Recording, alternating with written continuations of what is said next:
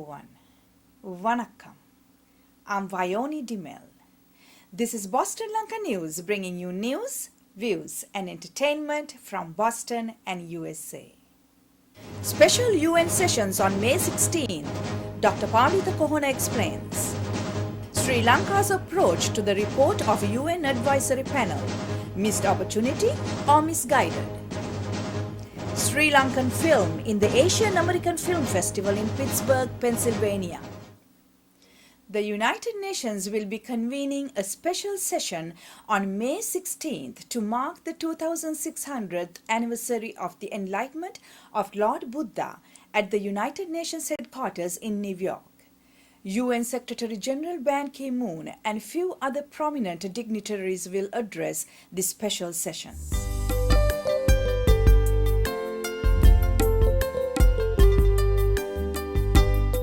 Doctor, we understand that the mission is taking the lead role in organizing this 2,600 years of Lord Buddha's enlightenment. Could you please tell us about the planning stages and some details about the event? As you're aware, the United Nations recognized Vesak as a significant day for Buddhists a few years ago. On that occasion also at the initiative of Sri Lanka. This year is the 2600th anniversary of the enlightenment of the Buddha. It is a very special day, not only for Sri Lankan Buddhists, but for Buddhists around the world. The numbers may vary. Some say the number is 500 million, others say it's 1 billion, but it doesn't really matter. Sri Lanka is celebrating this in a very big way in Sri Lanka itself. And the mission here is taking the lead role in commemorating this event at the United Nations. We will have a special meeting of the General Assembly, which will be attended by the Secretary General, the President of the General Assembly, and a range of dignitaries from other religions as well. We are having leading monks coming from Mongolia and Vietnam and Thailand, especially to attend this session. And there will be over 150 monks from the tri-state area and beyond who will participate in this event at the General Assembly. With the support of the officials of the Sri Lankan mission to the United Nations, Sri Lankan Buddhist temples in America will organizing an international Buddhist pageant that will parade on the streets of New York on May 21st.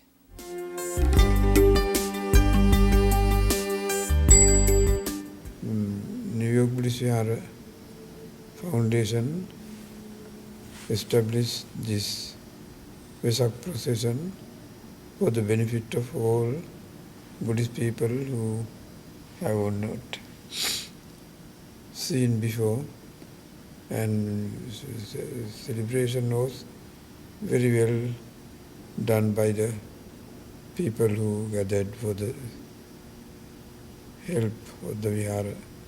This time we have 22 countries to help Vesak celebration, and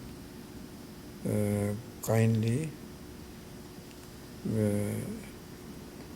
Buddhist community as well as United Nations agreed to celebrate Vesak. Sri Lanka in the lead, this event has been receiving support from many countries of the world.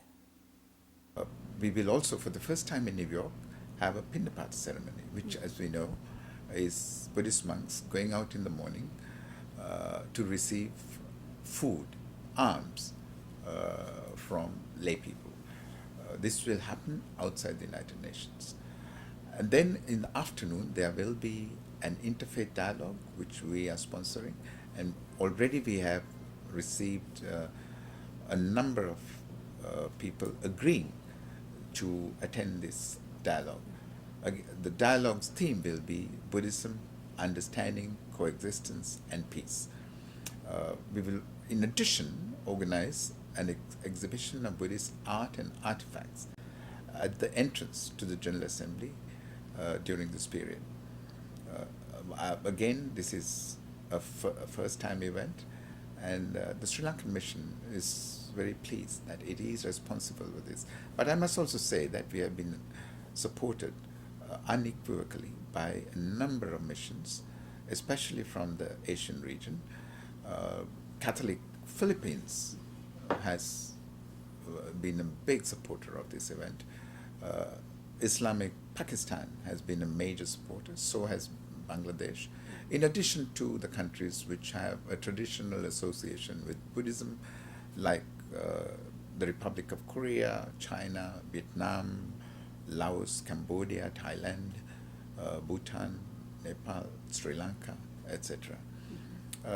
We hope that this event will be recognized as a significant event for this year. The durability of the hard-won peace in Sri Lanka after 3 decades of bitter conflict and the enormous task of reconciliation, rehabilitation and development can only be set back by a confrontational situation involving the government of Sri Lanka, the UN Secretary General, various groups within Sri Lanka and within the international community, according to former Ambassador Jayantha Dhanapala. UN Secretary General Ban Ki-moon released the much-awaited report of his panel of experts last week. The panel has found credible reports of war crimes committed by both the government and Tamil rebels and calls for genuine investigations into the allegations. Sri Lanka has repeatedly denied any rights violations during the civil war and refused to allow the 3-member UN panel of experts who wrote the report access to the country. The United States said the report has underscored the need for an independent and full accounting of the facts in order to ensure that the allegations of abuse are addressed and impunity for human rights violations is avoided. Chinese Foreign Ministry in a statement asked the global community not to complicate the issue and leave it to Sri Lanka to handle it. Boston Lanka spoke to Dr. Trishantha Nanayakkara, faculty member at the King's College, University of London. Dr. Nanayakkara is a regular contributor to the Sri Lanka Guardian online edition. Dr. Nanayakkara, in your view, what should be the approach by the Sri Lankan government in responding to the report of the UN Secretary General's advisory panel? Yes, before coming to that, what the government should be doing in the future, let's review what led to this situation briefly. Sri Lankan government played a dual role from the beginning, from the day it signed this joint statement with the United Nations Secretary General. So, on one hand, the policy has been to maintain official diplomacy with the United Nations, and on the other, to capitalize on nationalistic politics in local political arena. So the joint statement signed by the United Nations Secretary General and the Sri Lankan President lays the official background to these developments.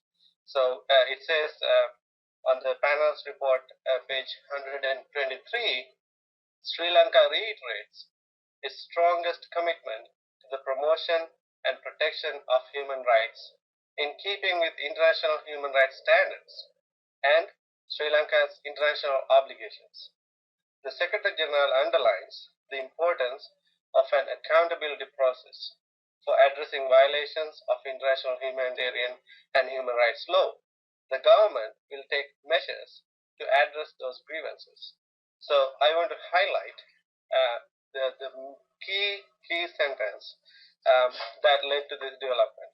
It says the Sri Lankan government gives a commitment to promote and protection of human rights in keeping with the international human rights standards and international humanitarian law. So, based on this commitment, the United Nations Secretary General appointed a panel to advise him on the implementation of this commitment. Now, then the government went back and then did their traditional local politics or nationalistic sentiments. So, but however, the Penal's annex show that the government maintained a covert diplomatic dialogue with the Penal. So now the report is out. So it is clear that all these things happened behind the screen, and I mean nobody is to be blamed, but the truth is out. So it is very clear report, and the report clearly presents concerns. So now I suggest the government to stop doing this dual political role, at least now, because it is very disastrous. So be honest to the citizens first, and try to maintain a truthful dialogue with the United Nations. The report does not have a positive attitude about the activities of the Lessons Learned and Reconciliation Commission and its members. Do you think it's a fair assessment?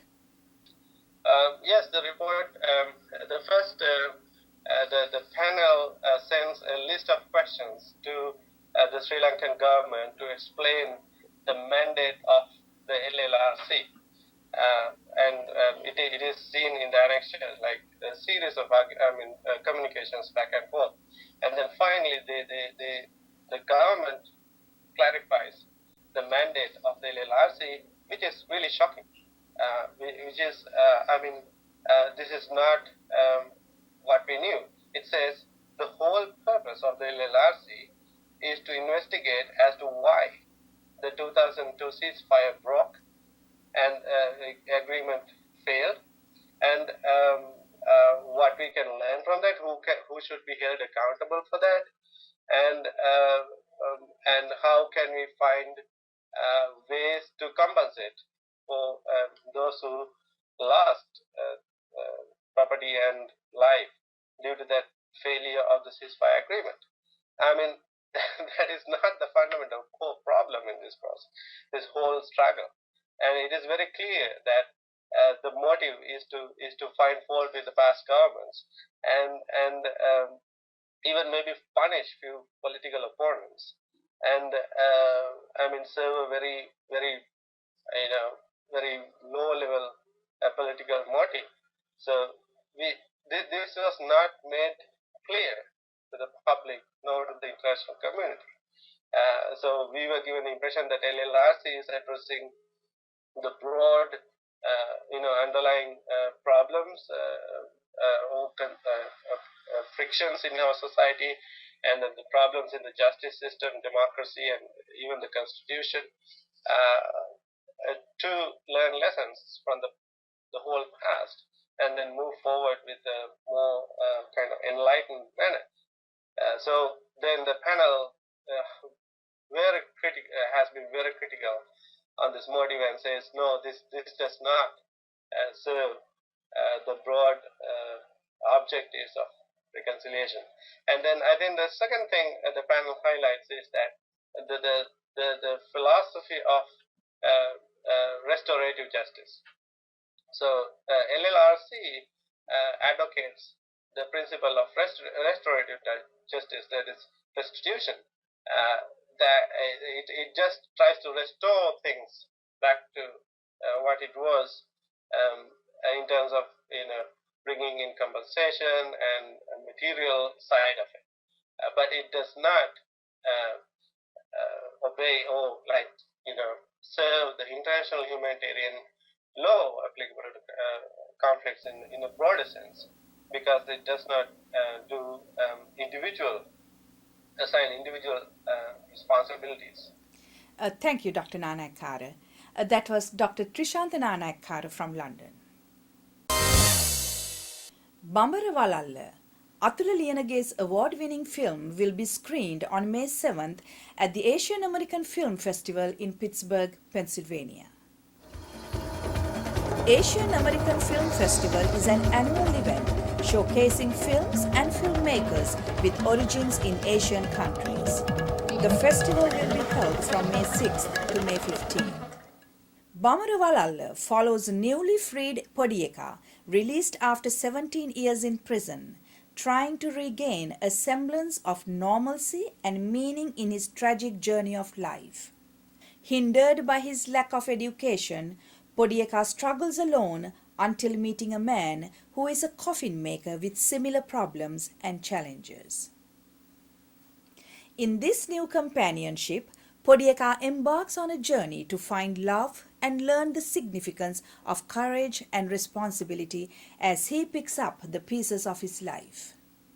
Bamarawalala has a cast of award-winning actors such as Damita Aberatna, Nita Fernando, Srianta Mendis, Mahindra Pereira and Jayalat Manoratna. Last year, Bamarawalala won the Special Jury's Remy Awards for Best Cinema Photography and Best Direction.